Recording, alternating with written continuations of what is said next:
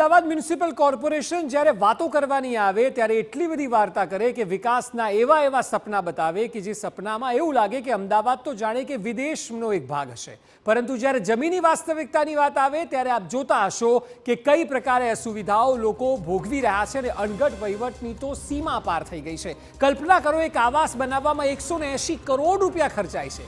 નાની રકમ નથી, આ કોના ટેક્સના રૂપિયા છે? અમદાવાદના લોકોના। 180 કરોડ જ્યારે ખર્ચાય ત્યારબાદ આવાસ બને છે। આવાસ બન્યાના 12 વર્ષની અંદર આ કેવી કામગીરી હશે? સવાલ અનેક ઊભા થઈ રહ્યા છે। કોણ છે કોન્ટ્રાક્ટર જેને હજુ સુધી પગલાં નથી લેવાતા? કયા અધિકારીઓની અંડર આ ફાઇલ પાસ થઈ છે? આ તમામની તપાસ થવી જોઈએ। એટલા માટે કારણ કે મકાન કોઈને ફળવાયા નહીં અને માત્ર 12 વર્ષની અંદર તેને પાડી દેવા માટેના આદેશ આપી દેવામાં આવ્યા। ચોંકાવનારું એ છે કે સ્ટેન્ડિંગ કમિટીમાં મંજૂર થાય એ પહેલાથી તોડવાની શરૂઆત કરી। તો શું અમદાવાદ મ્યુનિસિપલ કોર્પોરેશન કંઈક છુપાવી રહ્યું છે? એવી બાબત કે જેમાં કદાચ બની શકે કોઈ અધિકારી સંડોવાયેલો હોય, બની શકે કે જે કોન્ટ્રાક્ટરને કોન્ટ્રાક્ટ અપાયો છે તેમાં પણ મોટી કટકી થઈ હોય। આ સંભાવનાઓ કારણ કે એવી ઘટના પણ ઘટી છે કે જે અનેક સવાલ ઊભા કરે છે। સામાન્ય રીતે આ પ્રકારની ઘટના જોવા નથી મળતી હોતી અને એ જ વિષય પર ચર્ચા કરવા માટે મારી સાથે સ્ટુડિયોમાં ઉપસ્થિત છે TV9 associate editor Jignesh Patel. Jignesh, સૌથી પહેલો સવાલ આપ આટલા વર્ષથી કોર્પોરેશન કવર કરો છો, શું આ પ્રકારનું બ્લન્ડર જોયું છે? આ સીમા પારા હદ પારનું છે, લોકો ચોંકી ગયા છે। અક્ષય, જે રીતે અનેક કૌભાંડો, અનેક બેદરકારી કોર્પોરેશન કરવા માટે ટેવાયેલું છે, પરંતુ ઘાટ કરતાં ઘડામણ મોંઘું, જેમ હાટકેશ્વર બ્રિજનો મામલો પણ TV9ની ટીમ જ લાવી હતી, તે જ રીતે હવે આ એક તેના કરતાં મોટો કિસ્સો। એટલે જેમ અમદાવાદ મ્યુનિસિપલ કોર્પોરેશન અલગ અલગ કહી શકાય કે એવોર્ડ મેળવવા માટે અને વધુ એક ક્રમાંક આગળ જવા માટે પ્રયત્નશીલ અલગ અલગ કામગીરીમાં રહેતું હોય છે। જેમ કે સ્વચ્છતાની વાત હોય તો એવોર્ડ લેવો કે અન્ય કોઈ બી બાબતે લેવાનો હોય, આ જ પ્રકારે કૌભાંડો અને બેદરકારીમાં પણ જાણે કે એવોર્ડ કોર્પોરેશન આગળ લઈ જાય ને તે પ્રકારની કામગીરી દરેક વખત જોવા મળી છે। આ કિસ્સાની વાત કરીએ તો કેટલાક આંકડા સૌપ્રથમ તો હું જણાવી શકશે કે 6 ફેઝમાં આ જે આવાસ યોજના હતી તે 6 ફેઝમાં વર્ષ 2014માં પૂર્ણ કરવામાં આવી હતી, જેમાં ટોટલ 8,960 જેટલા આવાસો તૈયાર કરવામાં આવ્યા હતા। 8,960 જેટલા આવાસ, જેમાં જે હાલમાં તોડવાની કામગીરી ચાલી રહી છે તે 1888 મકાનમાંથી 1664 મકાન તૂટી ચૂક્યા છે। ત્યાં સુધી કોઈને ગંધ ન આવી, કારણ કે છેલ્લા લગભગ 5 થી 6 મહિનાથી આ આવાસ તોડવાની કામગીરી ચાલતી હતી, પરંતુ કોઈને ગંધ ન આવી। ધીમી ગતિએ એક એક કરીને તમામ બ્લોક તોડવાની કામગીરી ચાલુ રહી, પરંતુ સ્ટેન્ડિંગમાં કોઈ પણ પ્રકારની મંજૂરી લેવામાં ન આવી। આગળ આંકડાકીય માહિતી જોઈએ, 224 જેટલા મકાનોમાં કેટલાક પરિવારો વસવાટ કરે છે, જ્યારે 8,960 જેટલા આવાસ હોય તેમાંથી માત્ર 200 જેટલા આવાસમાં જ પરિવારો રહેતા હોય તો આ બાબત શરમજનક કોર્પોરેશન માટે છે। તેમનું નાક કપાયું હોય તેવી ભાવના તે લોકોને સમજવી જોઈએ, કારણ કે આટલા આવાસો હોવા છતાં અનેક એવા પરિવારો છે કે જે વેઇટિંગમાં પોતાની રાહ જોઈ રહ્યા છે કે તેમને મકાન ક્યારે મળશે, ઘરનું ઘર ક્યારે મળશે। આ ઉપરાંત જોઈએ તો 55.20 કરોડ માત્ર જે આ તોડવામાં આવી રહ્યા છે તે આવાસ પાછળ ખર્ચ કરવામાં આવ્યો હતો। આ ઉપરાંત જોઈએ તો 56 બ્લોકમાંથી 52 બ્લોક તૂટી ચૂક્યા છે, ત્યાં સુધી કોઈને ખબર જ ન પડી। કોઈ પણ પ્રકારે કોઈ મંજૂરી સ્ટેન્ડિંગમાં લેવામાં આવી કે કેમ તે સૌથી મોટો પ્રશ્ન બની જાય છે, કારણ કે આ પ્રકારની મંજૂરી લેવામાં આવી હોય તેવું મારા ધ્યાનમાં પણ નથી આવ્યું કે ન તો અન્ય કોઈ પત્રકારો કે અન્ય કોઈ જે કોર્પોરેશનનો સ્ટાફ હતો તેમના ધ્યાન પણ નથી આવ્યું, કારણ કે ખૂબ જ મહત્ત્વની આ મેટર હતી।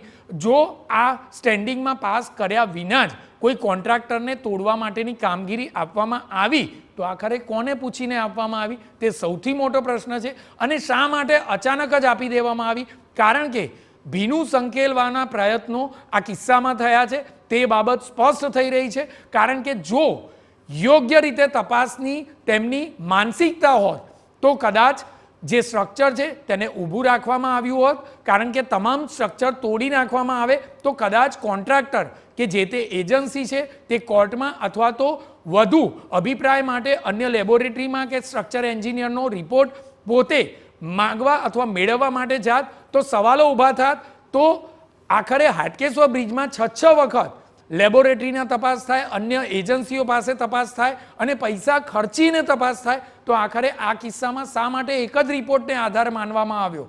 આ સૌથી મોટો પ્રશ્ન એટલે છે.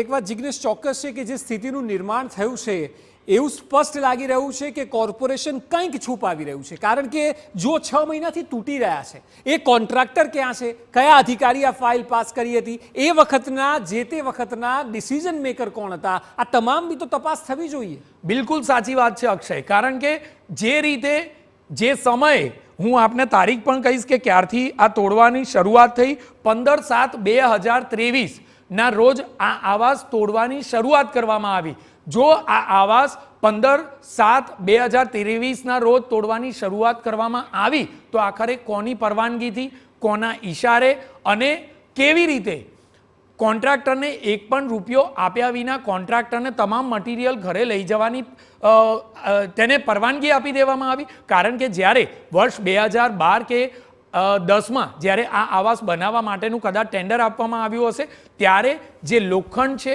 સિમેન્ટ છે, તેના ભાવ કંઈક અલગ હશે, મટીરિયલના ભાવ અલગ હશે, અને આજની તારીખે જે સ્ટીલ વપરાયું છે, જે અંદરથી ભંગાર નીકળી રહ્યો છે, તેના ભાવ આસમાને છે. એટલે કે જો આ તમામ મટીરિયલ લઈ અને માત્ર તોડવાના કામ કરવા માટે કોઈ એજન્સી હસતા હસતા તૈયાર થઈ ગઈ, તો આખરે તેમાં કોનો આર્થિક લાભ સચવાયેલો છે તે સૌથી મોટી તપાસનો વિષય બને છે. કારણ કે કોઈ પણ પ્રકારની પરવાનગી વગર કોઈ એજન્સી આ કામ કરે નહીં, પરંતુ આ પરવાનગી આપી હતી તો કોણે આપી હતી, કોની મંજૂરીથી આપી હતી, તે પણ એટલી મહત્વની બાબત છે. આ તમામ સવાલો જિગ્નેશ, પરંતુ સૌથી ચોંકાવનારી બાબત એ કે જેને જોઈને સૌ કોઈને આશ્ચર્ય થયું કે મેયરને આખી બાબતની જાણ જ નથી. મેયર શું કરી રહ્યા છે?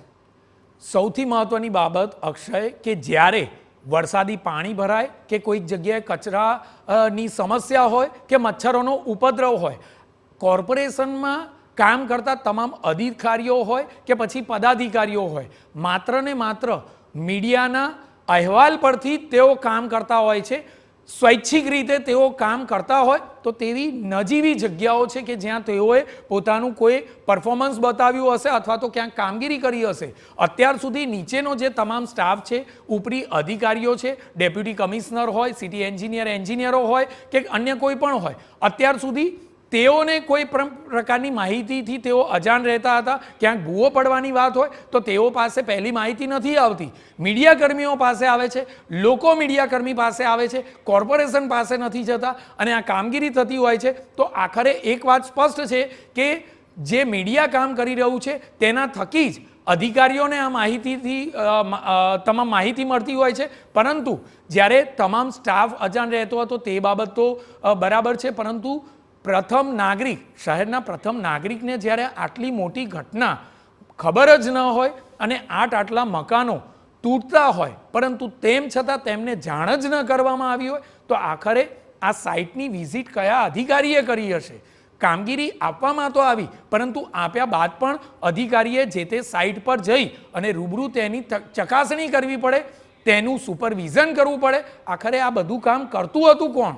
ડેપ્યુટી કમિશનર, અન્ય કોઈ વિભાગના કોઈ કર્મચારી કે અધિકારી પણ હોવા જોઈએ. તો આખરે જે સાઇટની કામગીરી ચાલી રહી હતી, તોડવાની કામગીરી, તો આખરે તેની કોઈ પણ પ્રકારે સુપરવિઝન પણ થયું નહોતું. તે બાબત પણ એટલી ક્લિયર છે અને આ કિસ્સા પરથી એ સ્પષ્ટ જોવા મળી રહ્યું છે. મેયર તો અજાણ હતા, પરંતુ સ્ટેન્ડિંગ કમિટી ચેરમેનને પણ ગઈકાલથી અત્યાર સુધીમાં કોઈ પણ પ્રકારની માહિતી નહોતી કે આખરે આવાસ ટોટલ કેટલા હતા, કેટલા આવાસ તોડવામાં આવ્યા, કેટલા ખર્ચે બનાવવામાં આવ્યા. એટલે કે આ તમામ પ્રકારની માહિતી જો ઉપરી અધિકારીઓ પાસે ન હોય, પદાધિકારીઓ પાસે ન હોય, મેયર અને સ્ટેન્ડિંગ કમિટીના ચેરમેન પાસે ન હોય, તો આખરે કોના ઈશારે કેવી રીતે તંત્ર ચાલી રહ્યું છે તે ખૂબ ચોંકાવનારું અને ચિંતાજનક બાબત ગણી શકાય. જે બિલકુલ જિગ્નેશ, આપે જે મુદ્દાઓ કયા, ખૂબ ખૂબ આભાર. પ્રજા સુધી આ પ્રશ્નો, કારણ કે જે આપે દિવસ દરમિયાન કવર કરતા જોયું છે એ લોકો સુધી જવું ખૂબ જરૂરી છે. જો કે આ સ્ટોરીનું ફોલોઅપ પણ લેતા રહીશું, કારણ કે આ સ્ટોરી અહીંથી પણ આગળ વધશે એટલા માટે, કારણ કે જેમ